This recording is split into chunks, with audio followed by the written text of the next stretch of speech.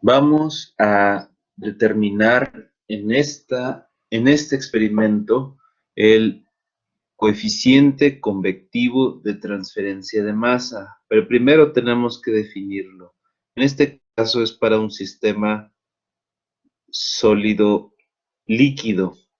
Tenemos una determinada superficie, por ejemplo, la superficie de nuestro agar, y bueno, para una determinada corriente de un fluido, por ejemplo, agua, cuando el agua o cualquier fluido pasa a través de la vecindad de esta superficie, pues se forma un perfil de velocidades que para una suficiente distancia la velocidad del fluido ya no es afectada por la presencia de este sólido.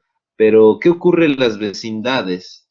En las vecindades de este fluido, lo que ocurre es que pues se ha observado, pero esto no es teórico, se ha observado que siempre se forma una película estancada de fluido que literalmente tiende a adherirse a la superficie.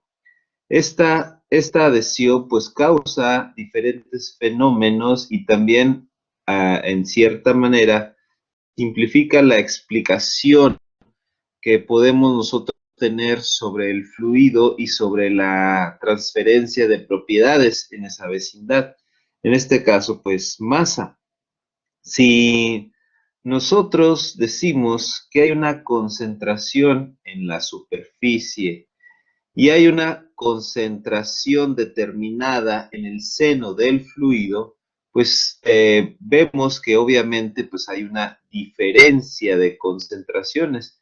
Esta diferencia de concentraciones, pues lo que va a causar es una transferencia de masa, en este caso desde el sólido hacia el fluido. Pues bien, como nosotros estamos diciendo que nuestro fluido está estancado y de hecho se forma una película, vamos a decir una película de espesor delta sub C, pues nosotros podemos decir que el fluido no se está moviendo, así que la transferencia de masa únicamente ocurre por el fenómeno de transferencia de masa molecular. Entonces, el perfil de concentraciones que se forma en estado estacionario va a ser un perfil lineal. Entonces nosotros podemos decir que si hay un flux de masa en esa dirección, digamos en la dirección Z, por ejemplo, donde Z es igual a 0 en esta parte, y si nosotros decimos también, por ejemplo, que el sistema es binario, donde A se difunde a través de B, aquí está el soluto A y acá el soluto B, el solvente B. Entonces, podemos modelar que el flux, la densidad de flujo de A en la dirección Z va a ser igual a la difusividad de A en B por el gradiente de concentraciones, en este caso, la concentración en la superficie menos la concentración en el seno del fluido, dividido entre el espesor de la película estancada.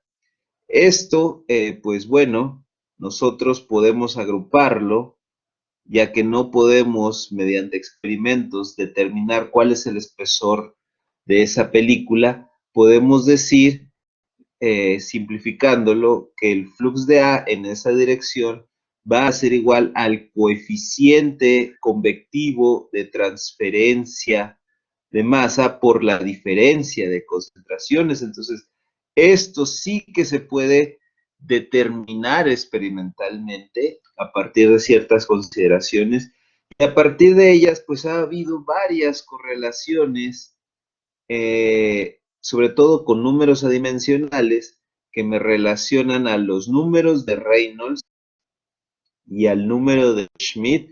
El número de Reynolds, pues como sabemos, es una correlación entre las fuerzas de inercia del fluido, su velocidad, en este caso, la longitud característica que domine en el sistema y la viscosidad cinemática. El número de Schmidt también es un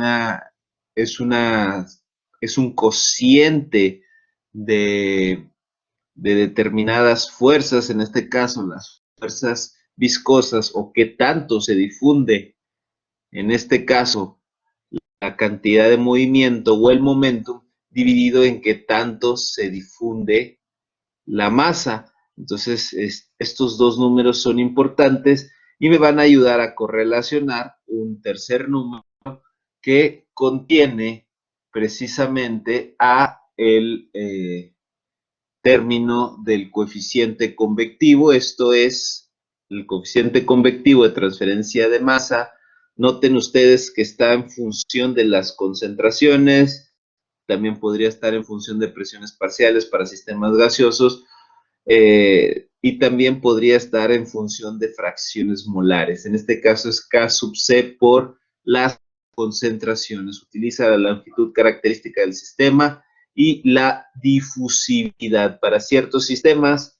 Entonces, estas ecuaciones para diferentes geometrías, para diferentes regímenes de flujo con el número de Reynolds y para diferentes temperaturas que controlarían el número de Schmidt, se pueden obtener estos valores. Reitero, en nuestro experimento nosotros determinaremos para un sistema muy sencillo, sólido líquido, el coeficiente convectivo de transferencia de masa. Vamos a explicar cómo es la transferencia de masa por convección, en este caso, en un sistema sólido líquido. Nuestro sólido es un agar que está gelificado, que tiene una cierta preparación, por cuestiones de tiempo ya se ha preparado. En la práctica se menciona que ha de ser un cubo perfecto de 2 por 2 por 2, pero también podemos nosotros tener un paralelepípedo, un prisma rectangular, como en este caso. Aquí estoy haciendo la determinación de las dimensiones. Quizás está más allá del alcance de la asignatura, pero pues también es bueno saber cómo se utilizan los vernier. En este caso de largo tiene 2 centímetros y fracción, en este caso alrededor de 23 milímetros, lo podemos observar. El cero, como podemos ver, aquí serían 10, 20 milímetros y acá serían 25 milímetros. Y vemos que el cero se encuentra, la escala del cero del nonio se encuentra entre 28 y 29 milímetros. ¿Cuál es la fracción que falta de esos 29 milímetros? La forma de leerlo es checar qué escala del nonio coincide exactamente con la escala de la regleta. Voy a observar cuál es exactamente. Aquí vemos, por ejemplo, que este 3 coincide exactamente con este 4, entonces la lectura sería 28.3 milímetros, que sería la lectura de esto, es decir, de largo mide 28.3, de así sucesivamente. Voy a medir todas las dimensiones, ya lo medí a lo largo, lo voy a medir a lo ancho y voy a medir su profundidad. Esto es necesario para poder determinar el volumen de la muestra. Lo que he hecho es, con el prisma rectangular del agar, he insertado un alambre que me va a permitir suspenderlo sin que llegue a tocar el fondo. Con ayuda de agitación,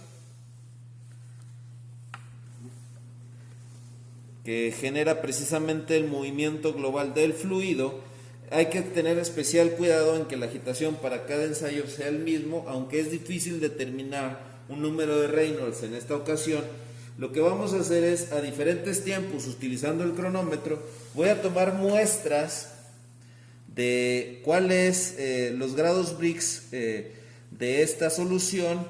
voy a utilizar este refractómetro, voy a encenderlo desde aquí, ok, ahí está. Tenemos que esperar un poquito a que haga la lectura. Ahí está diciendo que no hay muestra. Simplemente para ejemplificar, pongo una gota. La idea es que quede bastante llena. Y presionamos el botón de read. Entonces ese, digamos, sería la muestra en el tiempo cero. En el tiempo cero, en este caso son 0.3 grados Brix. A medida de que vaya avanzando el tiempo en el cual yo tengo la agitación y mi cubo de agar sumergido, esto irá aumentando. Puedo hacer la limpieza sucesiva de este sensor con mucho cuidado, con un pedazo de algodón para intentar no rayarlo, y con ello voy tomando el muestreo. Bien, una vez explicado el experimento, hay algunas cosas que precisar. Nosotros vamos a tener una cierta concentración inicial en el sólido y, bueno, pues obviamente contenida en un volumen de este sólido. Por eso es importante conocer este valor. Para los datos experimentales que se proporcionarán, pues esto se tendrá unas dimensiones de 2 por 2 por 2 centímetros cúbicos, o podemos transformarlo también a metros. Entonces, tenemos que determinar cuál va a ser la concentración que habrá de ese soluto si es que se disolviera totalmente. Entonces, pues una forma de decirlo es que nosotros, por las leyes de dilución, esta concentración nueva va a estar contenida en un nuevo volumen que contendrá el volumen del sólido más el volumen del agua en el cual nosotros hagamos el experimento. Entonces, si nosotros despejamos esta nueva concentración del soluto, si es que se disolviera totalmente, será la concentración inicial que hay en el sólido multiplicada por esta relación del volumen del sólido entre el volumen nuevo total, volumen del sólido más el volumen del líquido, en este caso el volumen del agua. Y de esa manera podemos tener este valor que habremos de utilizar para hacer nuestros cálculos. Como ya dijimos, nuestra velocidad de flujo molar por unidad de área, o nuestro flux molar, será igual a este coeficiente de transferencia de masa. Ahora, la fuerza impulsora pues va a ser nuestra concentración máxima a la que podemos llegar menos la concentración en el tiempo t. En este caso, la concentración que nosotros detectemos para cada tiempo instantáneo. La prueba se propone que se haga para cada 3 minutos una vez iniciado el experimento. Entonces, si nosotros hacemos uso de esta expresión para poder entender nuestro balance de masa, pues vamos a tener un cambio de concentración de este, bueno, por facilidad elimino los subíndices. Es un cambio de concentración, en este caso de la glucosa con respecto al tiempo. Si yo lo multiplico por el volumen, es un cambio de masa, un término de acumulación, y esto pues es igual a el flujo molar, es decir, a esta expresión K sub C por el área por la diferencia de concentraciones. Entonces, esta expresión, si yo la resuelvo, una expresión diferencial, si yo la resuelvo por separables, pues lo que yo voy a obtener es lo siguiente. Por separables tengo que D sub C lo puedo dividir, reitero, puedo eliminar el subíndice para ser más explícitos, más sencillos. Entonces, aquí voy a tener la diferencia de concentraciones como fuerza impulsora igual a el área, lo pongo de esta manera, el coeficiente convectivo de transferencia de masa, y aquí, si se fijan, voy a tener una relación que puede ser fija para diferentes figuras geométricas, el área entre el volumen, en este caso pues sería un cubo, pero podría ser una esfera, es una relación de área superficial y de volumen fácilmente calculable para un montón de geometrías. Entonces se integra desde el tiempo t igual a 0 hasta el tiempo t para el diferencial del tiempo, y obviamente acá pues, se va a integrar desde una concentración inicial. Ojo, esta es la concentración inicial en el seno del fluido, que puede ser 0 si es que utilizamos agua destilada o agua desionizada, hasta una concentración instantánea C. Entonces, una vez que yo tengo estas ideas, pues es fácilmente visible que yo puedo encontrar la expresión. Si ustedes se fijan, esto sería un logaritmo natural. Esto sería el logaritmo natural de el menos, porque este diferencial necesita, el menos c necesita un menos aquí y un menos acá para que no afecte su sentido matemático. Entonces sería menos logaritmo natural de cs menos c evaluado desde la concentración inicial en el fluido hasta la concentración instantánea C, igual a, en este caso, A por A sobre B por K sub C por el tiempo transcurrido para esa prueba. Y bueno, pues si nosotros evaluamos, el límite inferior va a quedar positivo, el límite superior va a quedar negativo, y por leyes del logaritmo nos queda lo siguiente: el logaritmo natural de C sub S menos la concentración C, como lo vemos, puede ser C sub 0. Bueno, lo podemos dejar negativo. Prefiero, para evitar ahorita problemas, ahorita hago un cambio muy sencillo. Y luego ya nada más dividimos entre, de nuevo, C sub S menos la concentración inicial. Entonces nosotros vemos, reitero, que esto es igual a este coeficiente convectivo por la relación geométrica área sobre volumen y el tiempo transcurrido. Entonces, con estas ideas, yo puedo eliminar, si aplico Euler de los dos lados, el signo negativo lo paso del otro lado y me quedaría esta relación de concentraciones, la máxima concentración que yo puedo tener cuando se disuelva totalmente, menos la concentración instantánea, dividida entre esta concentración máxima que puede alcanzarse si se disuelve totalmente, menos la concentración inicial que puede llegar a tener mi fluido inicialmente, y esto va a ser igual a el número natural Euler elevado a la menos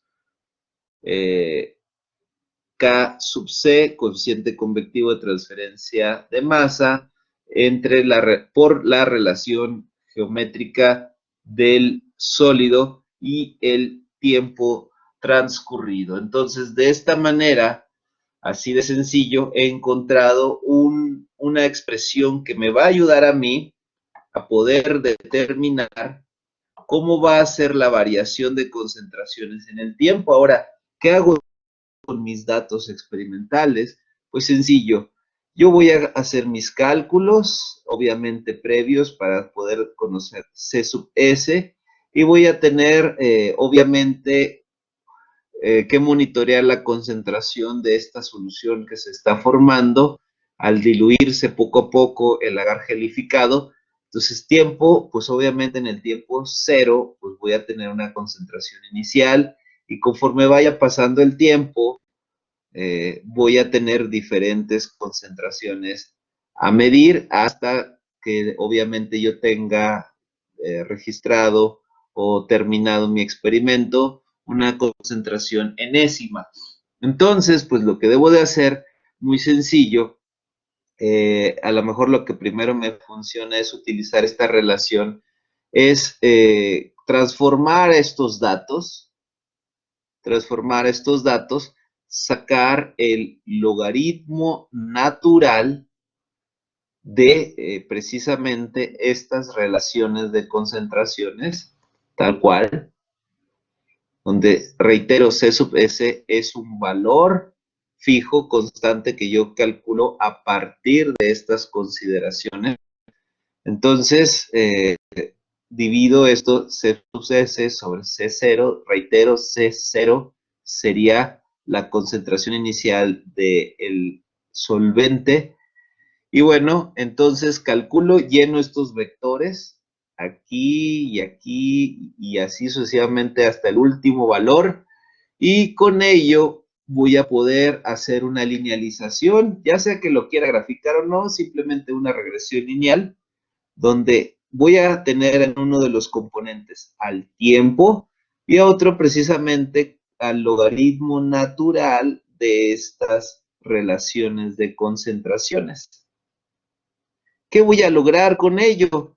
Pues si somos observadores, si yo cambio el signo negativo acá, como lo había mencionado previamente, entonces lo que yo voy a obtener es que mis datos deberán de aproximadamente alinearse a una línea recta, valga la redundancia, y esta línea recta tendrá una pendiente negativa cuyo significado físico, como podemos nosotros observar, pues será igual a menos K sub C por la relación área sobre volumen, conociendo el área, conociendo el volumen. A partir de esta regresión lineal, podré obtener el coeficiente convectivo de transferencia de masa. El experimento se puede repetir para diferentes temperaturas y así poder variar Schmidt.